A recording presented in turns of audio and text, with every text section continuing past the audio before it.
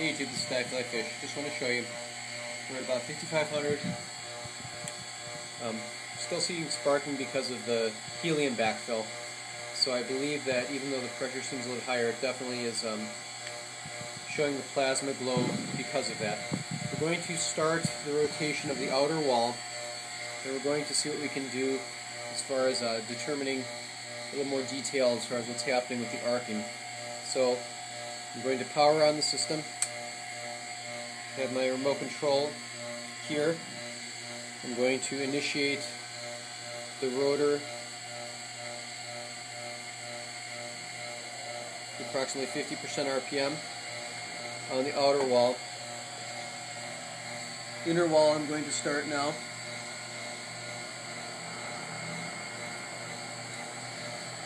We're going to initiate the Tesla Stout bar circuit.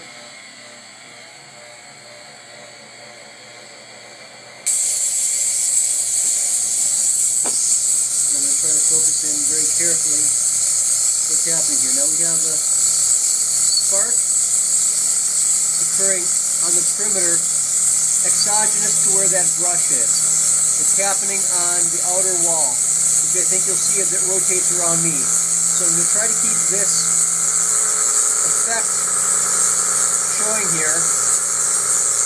And you're seeing the sparking right in front of me instead of where that brush is to the left, which I find fascinating. So this is a very interesting phenomenon.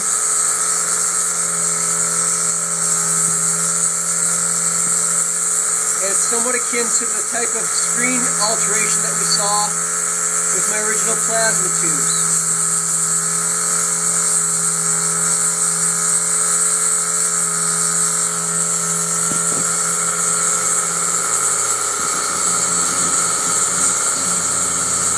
Again, you can see it happening where there is no brush, even on the perimeter of the aluminum outer rotor. So what I'm trying to show is that it is not a product of the brush itself, but rather some other high energy interaction with the wall.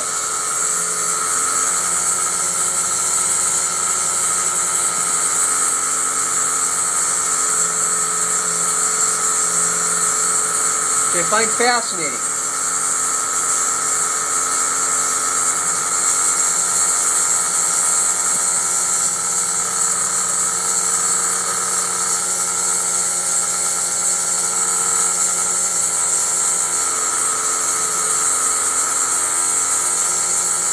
And it does mess with the CMOS sensor, which tells me that it's higher than just photonic energy for what it's doing to the CMOS sensor itself.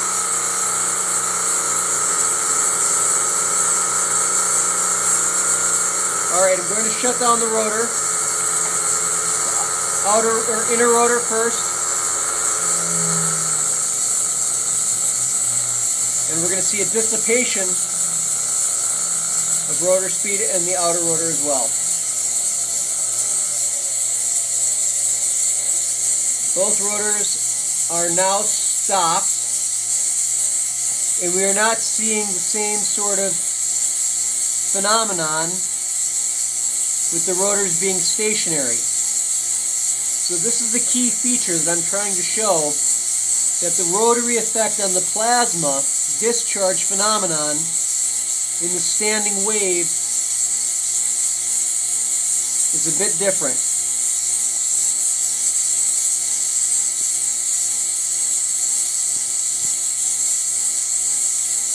I'm going to shut down the camera and we'll start again and see if we see any reading off a Geiger. The other interesting effect is the fact that after running it sustained for 4.5 minutes, we're still seeing a decrease in the pressure, 2.5 torr down from 5 torr, which you would normally expect with that type of heating on the inside of the chamber to increase in torr. And there's been no analogous increase in torr pressure, which I also find rather fascinating after sustained running with that type of energy going into it.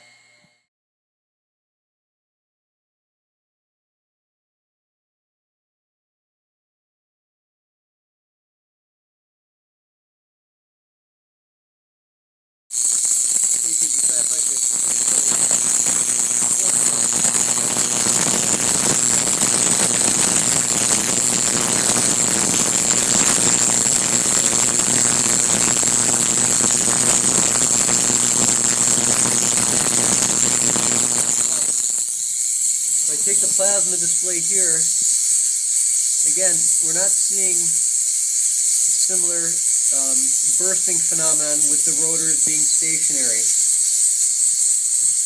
So something else is going on with those small little microbursts that you'll see around the perimeter of this thing in the video. Now what that is remains to be seen.